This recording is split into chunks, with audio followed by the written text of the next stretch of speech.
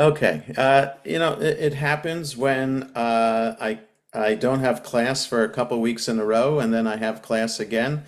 People get out of the habit, and it's okay. I'll send the link to the recording for people, and it's going to be this way. I'll have class again next week. So next week is the 16th, but then I'll be out for a week after that, and possibly even another week after that too. But I'll send the schedule out, and I apologize for that. But things happen, and that's just the way it is. But the news keeps on going, and there'll be still reaction to things in the news. What I wanted to talk about tonight, and I'll share my screen in a moment. Uh, you know, what's going on in Syria, I really don't have anything to say about that right now, because there are still people trying to figure out what to say about what's going on in Syria.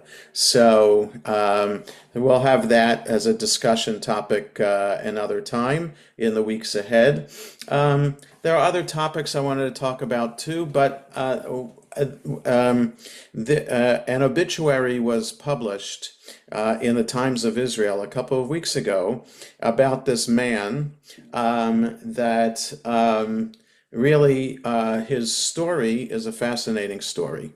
And it says a lot in this time when Israel is under attack by Hamas and Hezbollah, when Jews are under attack, literally under attack in Australia, in the Netherlands, here in America, etc. Rise of anti-Semitism, attacks on Jewish people, on synagogues. We wonder again about who we are as a Jewish people. Why does this happen to us? And we need stories to read about to kind of highlight, why we need the state of Israel and the heroism of people in the state of Israel and people who immigrated to the state of Israel to kind of boost our spirits too, to help us better understand who we are and what our purpose in life as human beings and as a Jewish people, what is our purpose in life. So with that, let me share my screen and you'll understand what I'm talking about in a moment. And I can't share my screen yet because I have to get it into the right tab. There it is. Okay, and now back here and here and okay. Okay, so um, I cut and pasted the article from the Times of Israel website. I find that it's a lot easier to do that than to just go to the website because there are all these pop-up ads that come up, and it's very distracting. So just know that this is from the Times of Israel, published November 27th. Okay, so just a couple days before Thanksgiving. So it's titled Shalom Nagar. Reluctant hangman of Nazi war criminal Adolf Eichmann dies age 88. So, this is his story, and there's a video that I'll share momentarily. The video's in Hebrew, but I just want you to get a sense of who he is, what he looks like, what he sounds like. So, I want to read this article and say a few words about it as we go. Shalom Nagar, the Israeli prison guard, who by chance and against his wishes was selected to hang convicted Nazi war criminal Adolf Eichmann, died on Tuesday at the age of 88. Now, for those of us who might not be familiar with the story, it's possible people watching the recording might not be aware of this. Let me just remind you that Adolf Eichmann was one of the architects of the final solution of the Jewish people in Europe during the Holocaust. He was the one essentially in charge of rounding up and killing Hungarian Jewry. And Many Nazis, by the end of the war, had managed to escape to Argentina and other places in order to escape judgment at the Nuremberg trials or elsewhere. Israel was able to track him down and was able to find him in Argentina. And in a daring mission of Mossad, the Israel spy agency, they're able to kidnap him and bring him back to Israel, where he stood trial.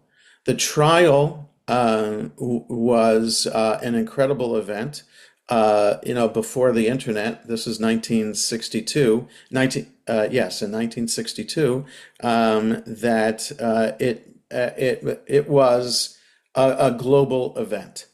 It was an opportunity for evidence to be brought to trial, and that would be written in a transcript of the trial for perpetuity to prove that the Holocaust happened so that Holocaust deniers couldn't exist. They could be disproved because of the evidence brought to trial, and an opportunity for the Jewish people as a whole, represented by the court, the High Court of the State of Israel, to enact revenge by way of justice against Adolf Eichmann and what he represented, the entire Nazi enterprise. So it was an incredible, incredible event. The trial happened just a few months after I was born. So clearly I've learned about the trial as I grew up in Jewish day school and went to college and rabbinical school taking Jewish history classes. So it's really, really incredible and moving. And we have to understand that okay, well, I'm going to read this article now, and you'll see who these prison guards are, and the Israeli prison guards are, and their relationship to Eichmann as well. Nagar, who was 26 when carrying out the sentence, like he was the one prison guard who was selected to actually be the hangman, remain unknown for 3 decades after the execution that was performed at Ramla prison in the early hours of June 1st, 1962. Israeli authorities kept quiet on details of how the death sentence was carried out, with only a brief initial announcement made on Kol Yisrael radio. So that's Kol Yisrael, the voice of Israel. That's Israel's official radio station at the time. Just announced Adolf Eichmann was executed today. Ramla prison. Ramla is not the Palestinian town of Ramlah, L-A-H, but Ramleh is a town in the state in the territory of the state of Israel itself, somewhere outside Tel Aviv, Ben Gurion Airport, that area of Israel. Okay, then in 19 so it was who was involved, how it happened, kept quiet. Then in 1992, so 30 years later, an Israeli radio station researching material for a report marking 30 years since the execution came across Nagar's name. In the years that followed, he gave various media interviews, including to a German outlet, describing the 6 months he spent watching over Eichmann during his trial and how he came to be the one who carried out the execution, the first and only death sentence ever enacted by the State of Israel. Okay, so this is a remarkable story that I don't know, it was moving to me, and I wanted to share it with you. Not just for the, like I said, not just for the story itself, but what it represents for the time we're living in now and for the State of Israel itself. Nagar was born in Yemen in 1936 and arrived in Israel aged 12, an orphan. So before I keep on reading, let me just explain that. Okay, Nagar in Hebrew means carpenter. And it's very likely that Nagar is a Hebrew name and that his family were carpenters. The Yemenite Jewish community is one of the oldest Jewish communities in the world. Maimonides, 1,000 years ago, 800 years ago, we have a collection of letters, correspondence he had with Jewish communities in Egypt, where he was, and he was known already at the time to be an expert on Jewish law and a world-renowned rabbi at the time, mainly for the Sephardi Jewish community. Okay, so Maimonides was born in Spain, escaped to Morocco, escaped persecution in Spain, went to Morocco, and then went to Egypt to become the chief, the personal physician for the Sultan of Egypt, and in his spare time wrote important works on Jewish law that are still studied and are seen as authoritative sources for the Jewish community today. So he wrote a commentary to the Mishnah. He wrote a philosophical treatise known as the Guide to the Perplexed, and he wrote a summary of Jewish law known as the Mishnah Torah, 14 volumes of Jewish law about essentially what Jewish practice is 800, 900 years ago. And among other things, he also corresponded with Jews and Jewish communities across the Sephardi Jewish world. And there are many letters that we have with the Yemenite Jewish community.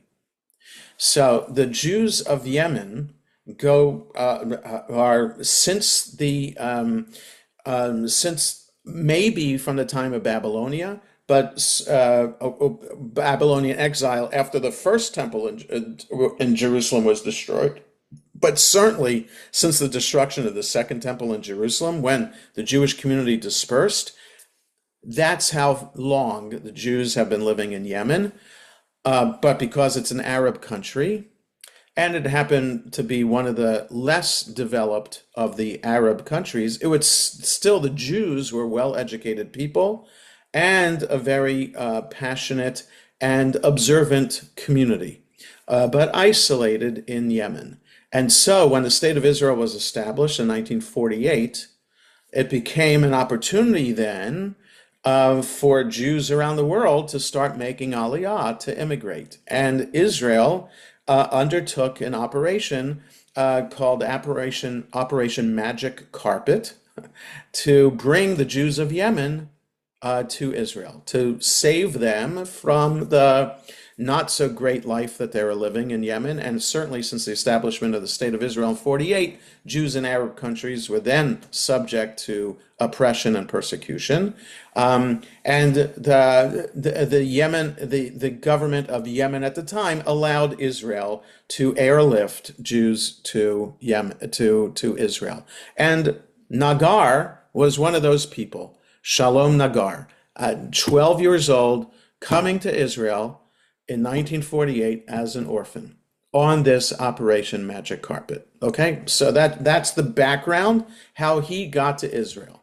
And understand that by 1962, most of the people in Israel at the time, there were some people who were second, third, fourth generation Israelis, but many people were recent immigrants to Israel, immigrants from all corners of the Jewish world.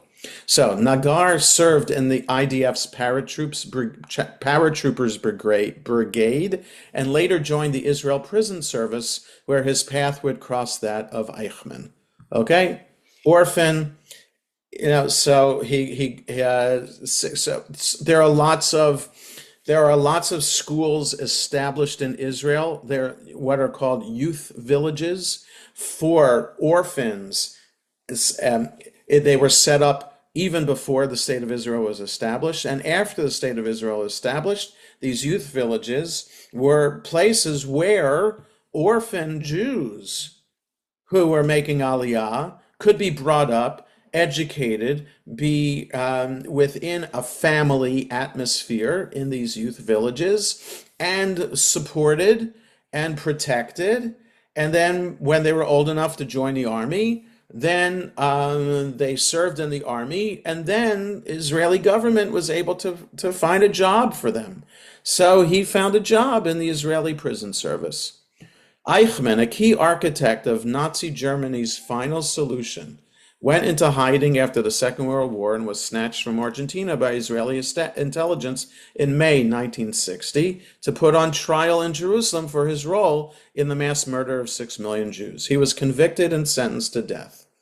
Okay, so he's in prison. The Israeli government is preparing a prosecution of Eichmann. It takes months to do that, to get all the evidence and witnesses that we're going to give testimony to trial. Takes time. During his trial, he was held first in the north of the country and then at Ramla prison, where Nagar was among 22 carefully selected prison staff watching over him, who became known as Eichmann guards. Now, who were these 22? Nagar explained in interviews that the guards chosen for the job were handpicked to ensure none of them had a personal motive to kill the prisoner.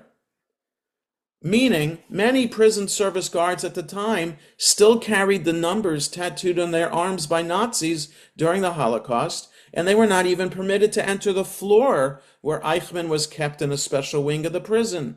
Ashkenazi guards, descended from European Jews who suffered the brunt of the Holocaust, were not allowed into the cell complex where Eichmann was held.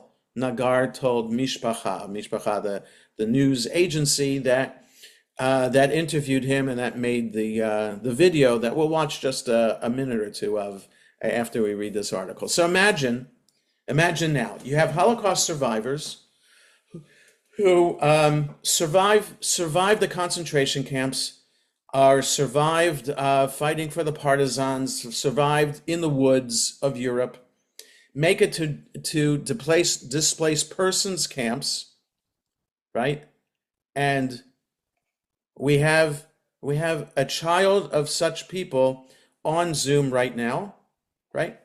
Who then made Aliyah. A lot of people who were in the DP camps made Aliyah. Others tried to go to America or to Canada, but many went to Israel, right? And the Exodus ship, right? So the British mandate was in charge of Israel from until 1948. They were in charge of Israel from 1918 after World War I until 1948. So 3 years after the Holocaust is over, Britain's in charge of Israel, refusing entry, except for a small amount of Jews to immigrate to Israel. So that's the book Exodus, the movie Exodus highlights that. Okay, so people in DP camps trying to get into Israel, most failing, some making it in, okay, and then finding a job, trying to survive as a human being, to make a family again and be part of the world again. And here they are, some of them working in the prison service, and they have the tattoo on their arm. And so can they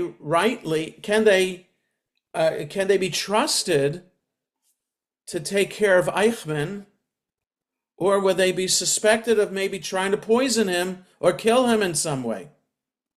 So the prison service says, well, we can't have Ashkenazi Jews, especially those with tattoos, to serve as prison guards. So we have Jews like Nagar, who's from Yemen. Okay, so you have a Yemenite Jew. The Jews of Yemen not affected by the Holocaust. Certainly they're affected by persecution and anti-Semitism, but it wasn't Nazi persecution and anti-Semitism. So he doesn't know who Eichmann is. And so other Sephardi Jews were chosen to be the 22 because they didn't have a personal connection to the Holocaust or the concentration camps. They didn't have a personal motive to want to kill him. They might have had a broader motive. Here's a Jew hater. I suffered oppression and persecution in my country. Here's an opportunity for Israel to enact justice and revenge against a Jewish persecutor. It's still, maybe Sephardi Jews might want to do revenge, but certainly not as much, and it's not as personal for as it would be for Ashkenazi Jews. So that's just a fascinating part of this story. 22 non-Ashkenazi Jews, prison guards, were in charge of taking care of Eichmann. Eichmann was held in a cell that was part of a series of interconnecting rooms. One guard sat closely watching him, separated by bars from the prisoner. Another sat in an adjoining room, watching the first to make sure he didn't attack their ward. And a commander sat in a third room, watching over the other two. So imagine, so it's three people, and the guards watching each other, watching Eichmann. Imagine what Eichmann might have been trying to say to these guards, kind of, I don't know, psychological warfare that Eichmann might have been trying to do, and what the guards were saying or not saying to him. Just imagine sitting with him for 6 months like this. Authorities were concerned that Eichmann would try to kill himself, and the guards were to prevent that at any cost, Nagar said. But there was also fear that someone would try to poison the prisoner. Nagar said the food was brought in a sealed container, and the duty guard watching over Eichmann would sample it first, a task Nagar himself also performed. Right? So even though the 22 guards who were personally watching Eichmann were not Ashkenazi Jews, it's perhaps other Ashkenazi Jews working for the prison service might have attempted to poison Eichmann anyway. And so a way to do that would be to poison the food. So the guards had to eat the food first, sample it, to make sure if the guard was still alive after 2 minutes, the rest of the meal was passed on to Eichmann. So imagine that.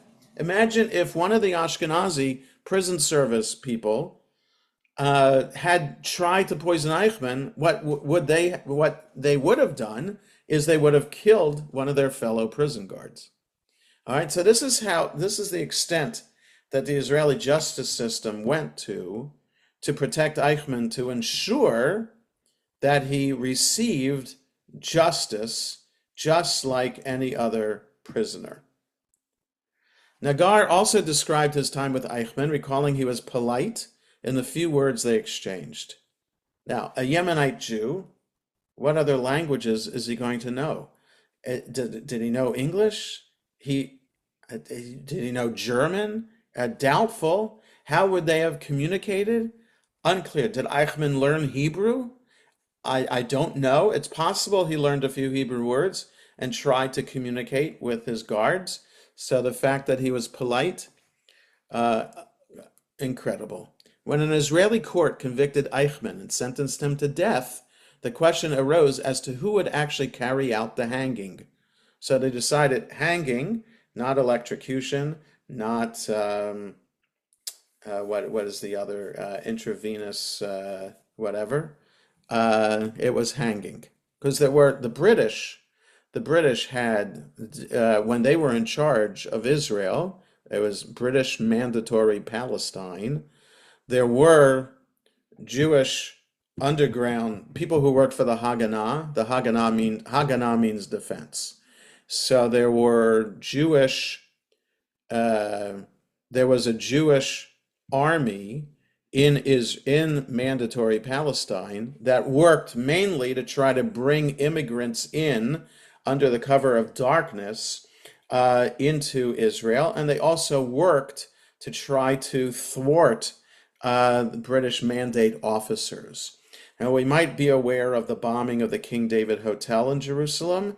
That was not by the Haganah, that was by Menachem Begin's group called the Irgun.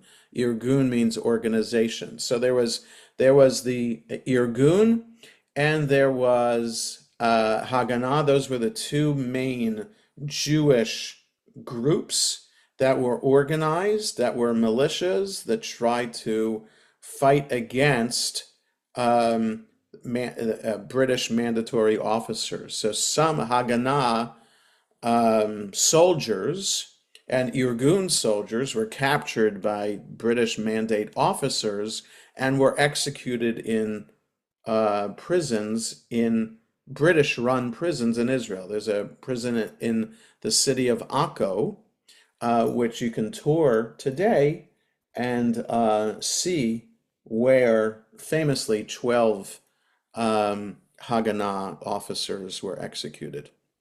And the names of these officers become street names throughout Israel. And anyway, so hanging, because Israel in 1948 took over, their legal system is essentially the British legal system.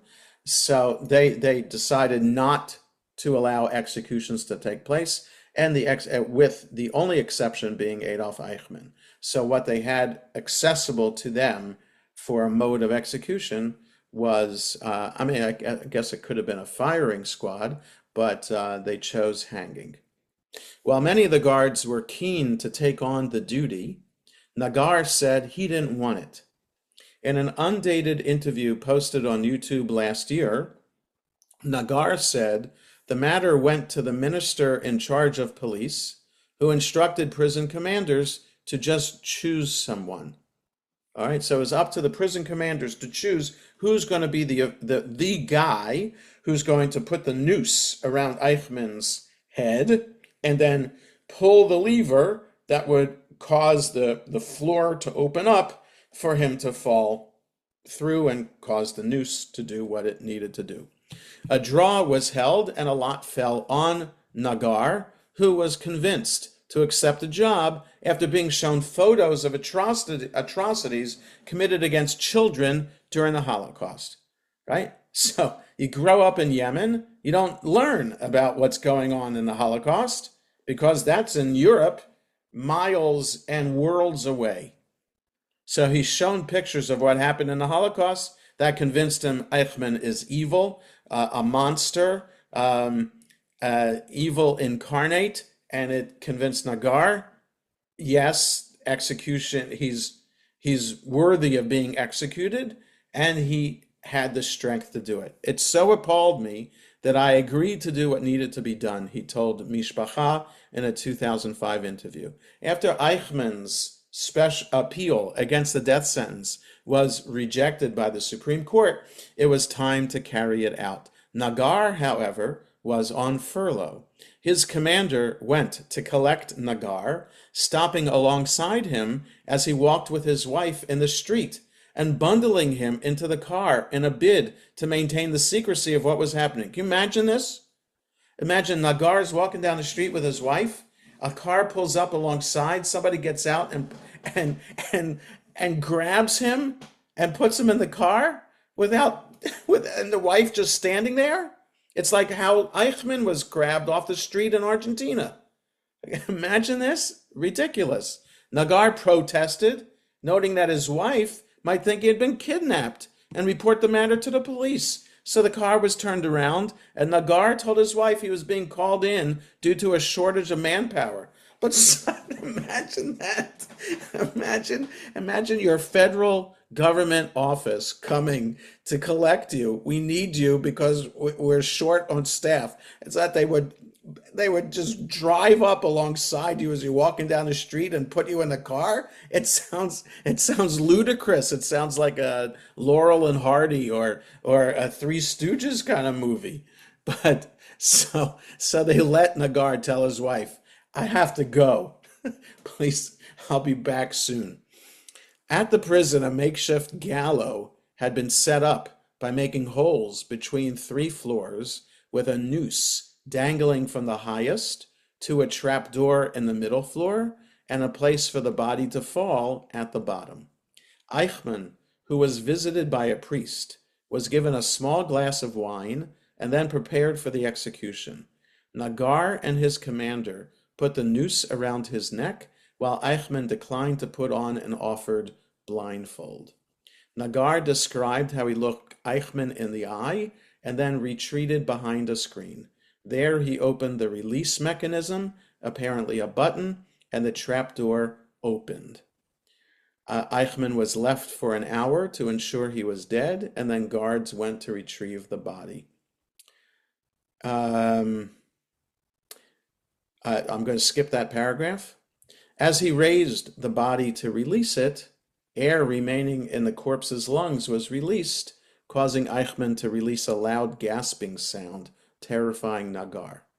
I felt the angel of death had come to take me too, he told Mishpacha. Now, I must say, I think anybody would have that reaction, but Yemenite Jews are notorious for being superstitious, and the idea of the evil eye and things like that. Um, uh, Superstition is all pervasive in Arab culture. Yemenite Jews are influenced by Arab culture, and so their superstitions and folk ways are an important part of who they are as a Jewish community. So the idea that the angel of death was coming to take him, not surprising for a Yemenite Jew. And like I'm saying, if any of us, God forbid, had to have that job, we might be thinking about that too. The body was eventually brought down, placed on a stretcher, and taken for cremation. The disposal of the remains was replete with symbolism. A special oven was built by a concentration camp survivor, and a guard whose family was wiped out during the Holocaust lit the flame. So can you imagine that? Imagine that. So the sense of revenge then that you could have against Eichmann was done after he was already dead.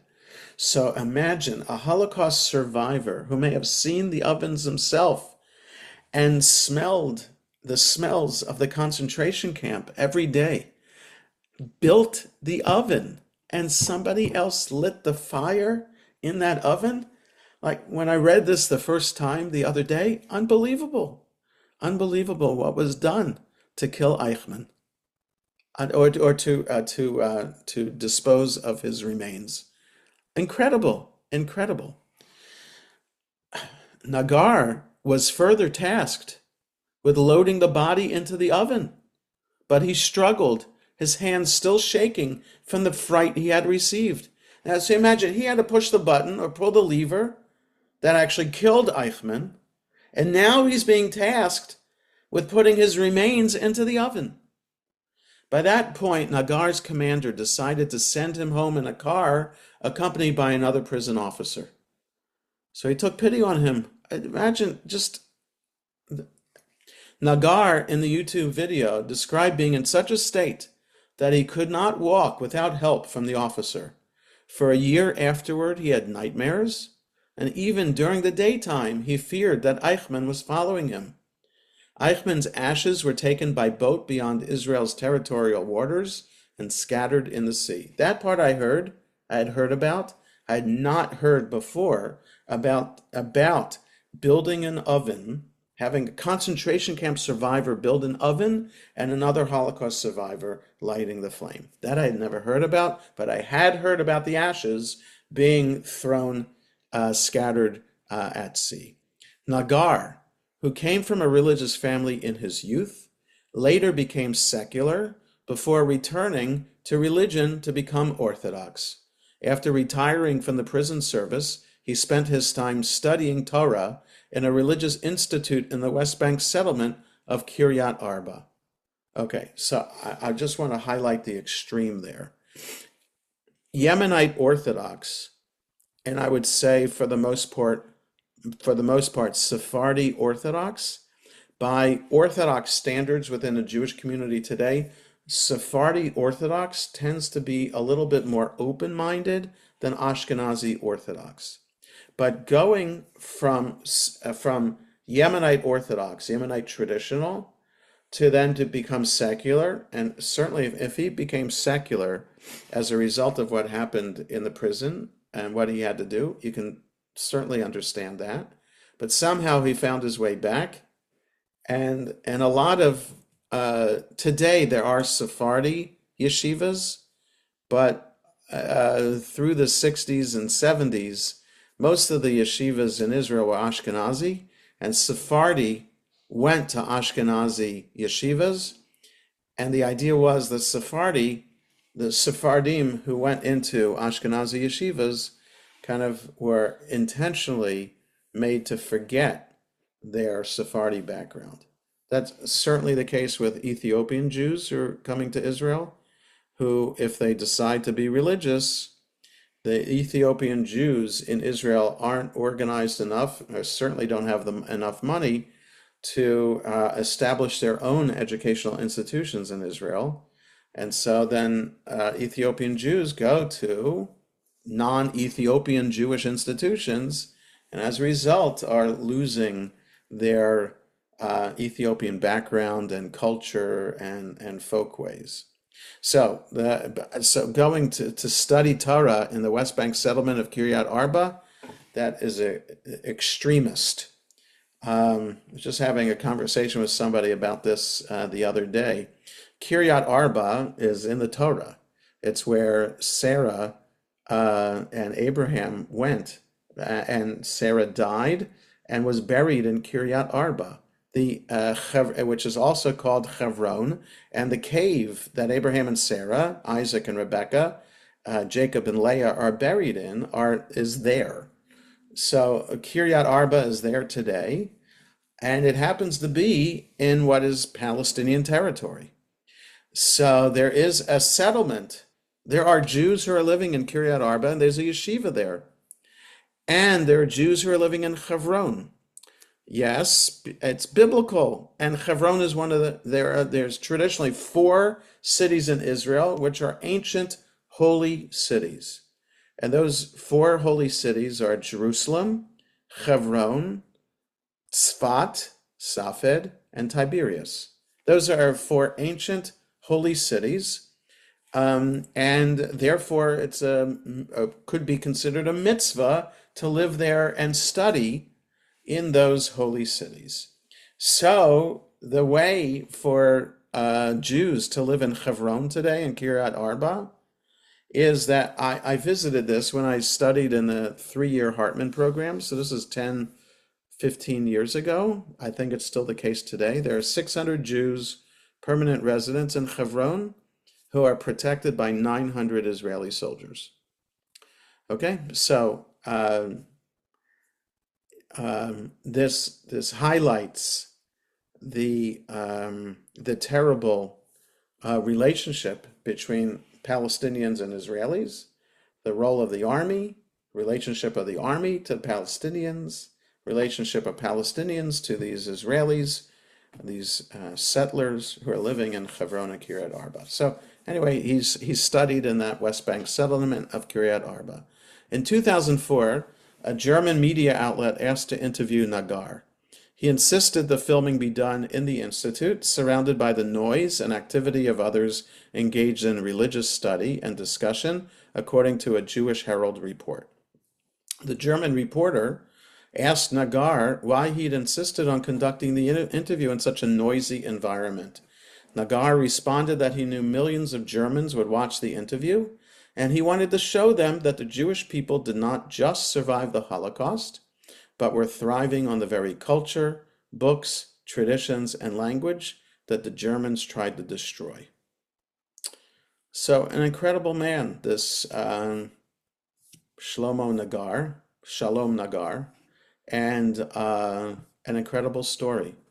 So let me just play this video for a little bit, just so you get a sense of who he is, what he looks like, and what he sounds like. Because Sephardi Hebrew, that is Jews who grew up in Arab countries, their Hebrew sounds a little bit different. So this video is all in Hebrew, and this is what he looks like. Just wait. Just try to find it. There it is. Shmi Shalom Nagar. That means my name is Shalom Nagar. שנבחרתי לתלות את הצורר. I was chosen to hang the Tzorer, the persecutor, Nazi Adolf Eichmann.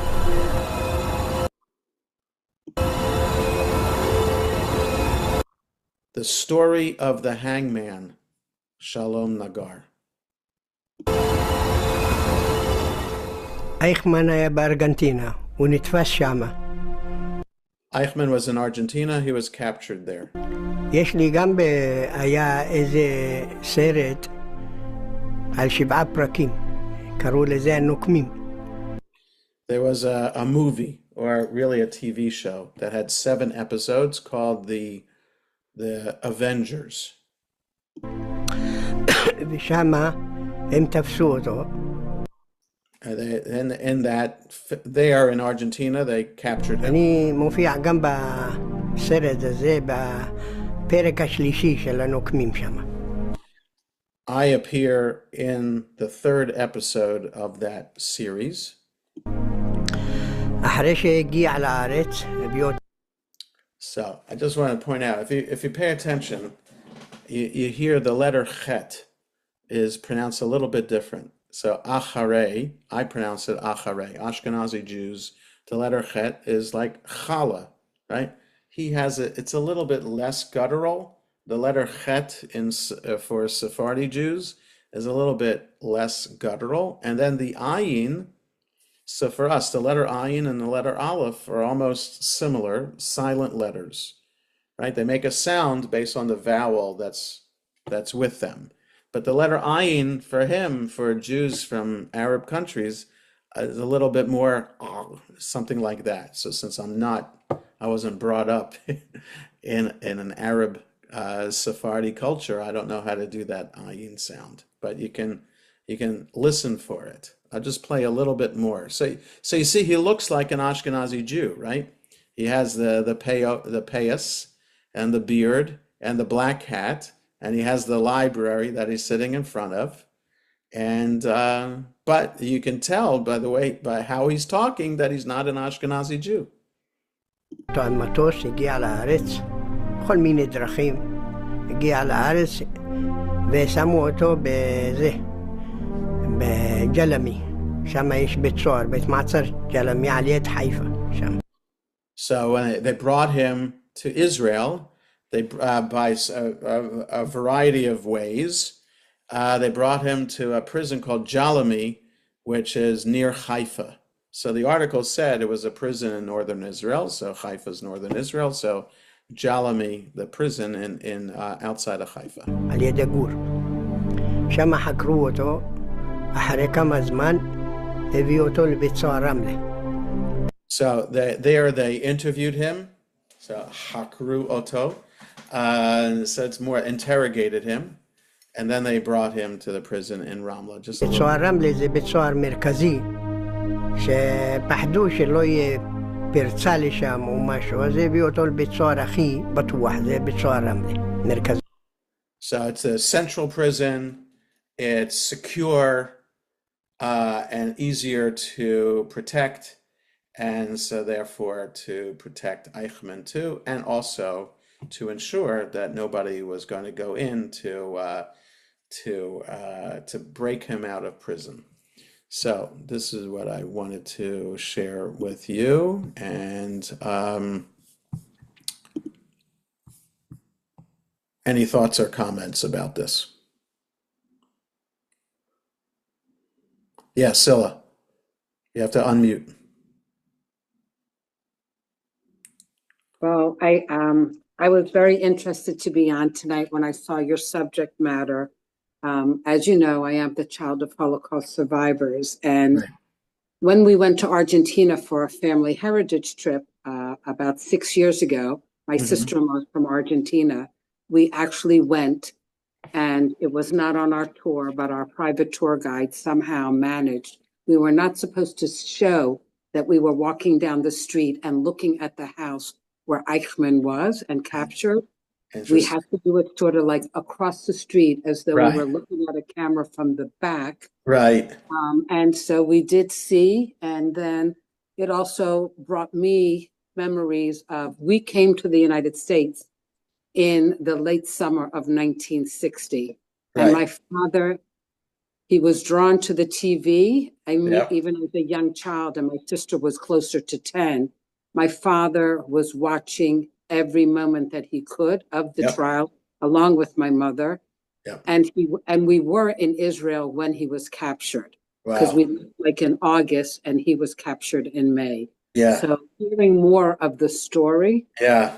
and even when you said you yourself got very emotional during that time to say a Yeah. Holocaust survivor built that The oven oven. Yes. and pushed the button, Yes. And lit there the was that flame. sense Yes. of getting it back. It's, Right. and is it right to feel that way? It's almost like, as a Jew, should we feel that way? But Right. after what was experienced, you cannot take that emotion away. Right. So it's kind of like a little bit feeling, I can't think of another word, but is it guilty to feel that pleasure in a way? Right. And So that's exactly right, Scylla. It's right to bring that up. And I just want to point out about there are books that have been written about the whole episode of the Mossad and how it went to capture Eichmann, and there's movies that have been filmed about it as well. And it's very touchy because Argentina didn't exactly give Israel permission to do this. So that's why even today, that's why you're describing, Scylla, that officially tour guides aren't supposed to take them right to the house, because that's then recognizing that perhaps Argentina condoned or permitted what happened. So Argentina officially didn't permit it to happen, but they also, so Israel not only had to figure out where Eichmann was, but also had to go against Argentinian authorities in order to try to get him out of Argentina. But then the other point, Scylla, that you raised, and what I got emotional about reading again, the revenge is a human feeling. And what we need, so all religion tries to understand what feelings we have and to make sense of those feelings. There are some religions that try to have us ignore those feelings. And for example, the rule in Catholicism that priests have to be celibate. Okay? So in some religions, dealing with natural human emotions might be going a little bit too far in an unrealistic way.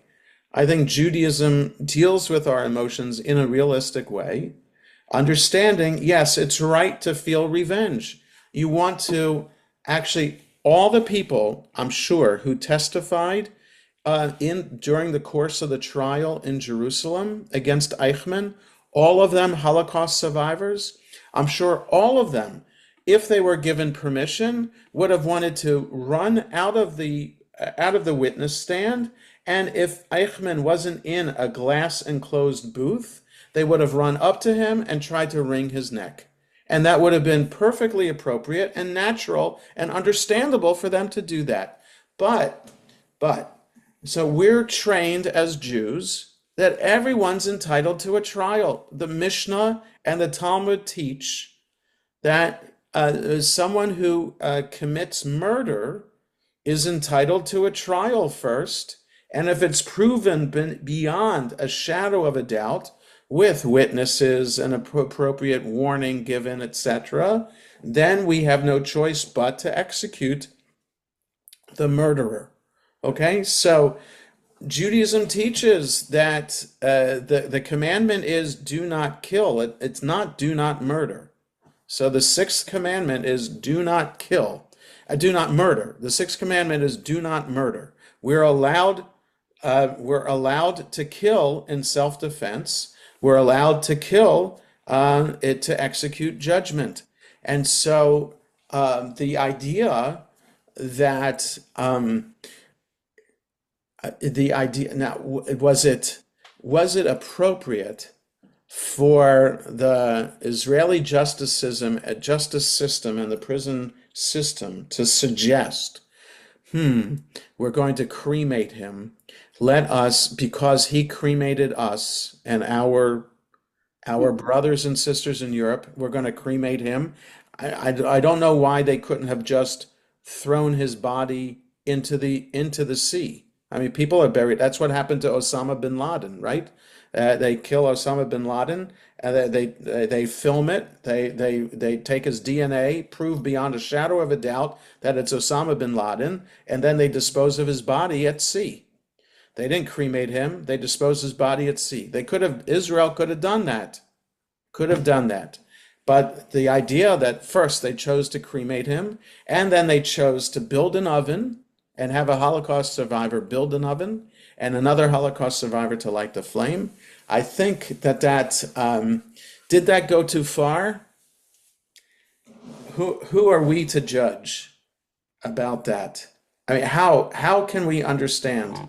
How can we understand? I mean, Scylla, of all the people who are on right now, you understand the most because of what your parents went through and the stories they shared with you and the family members who were murdered by Nazis. So you have a personal connection to it.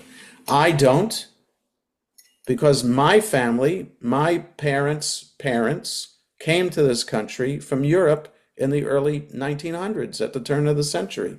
So they escaped, and we don't know about family members who were killed in the Holocaust because the family members we know of all came to America.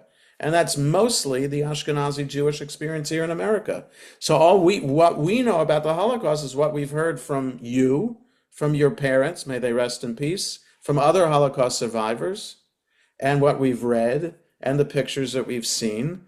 And with that, I feel a sense of that sense of revenge was appropriate, to build an oven, to cremate him, and to scatter his ashes at sea. I think that's quite appropriate to do to one person what that one person represented to have done to 6 million of us.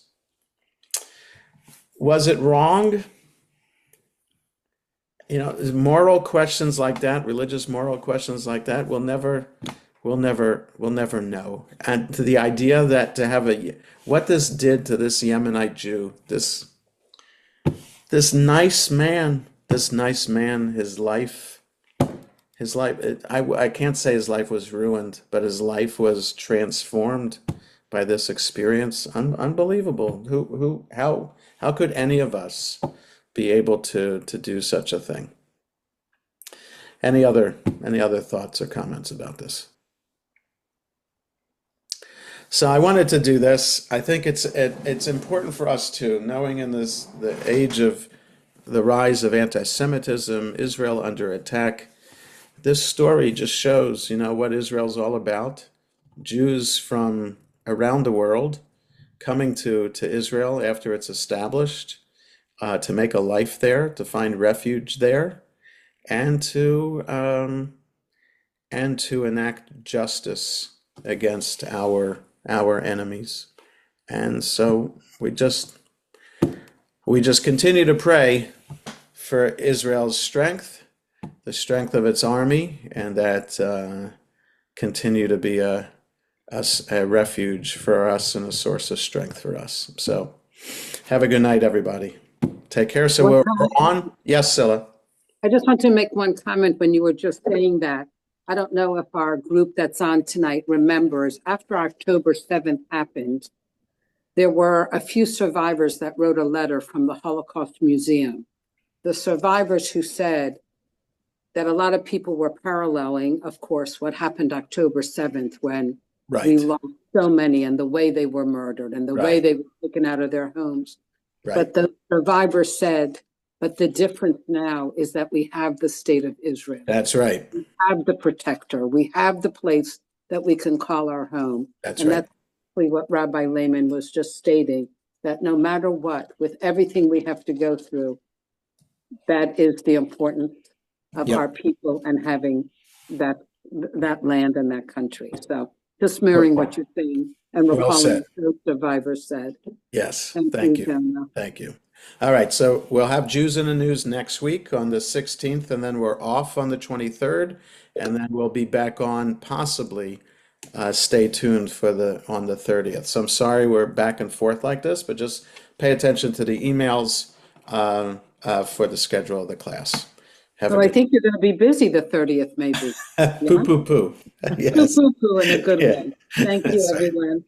Good night. Happy holidays. holiday. See everybody. Come Friday, December 13th, if you haven't signed up. That's right. Shabbat dinner. Dinner. Yes. Bye-bye. Bye.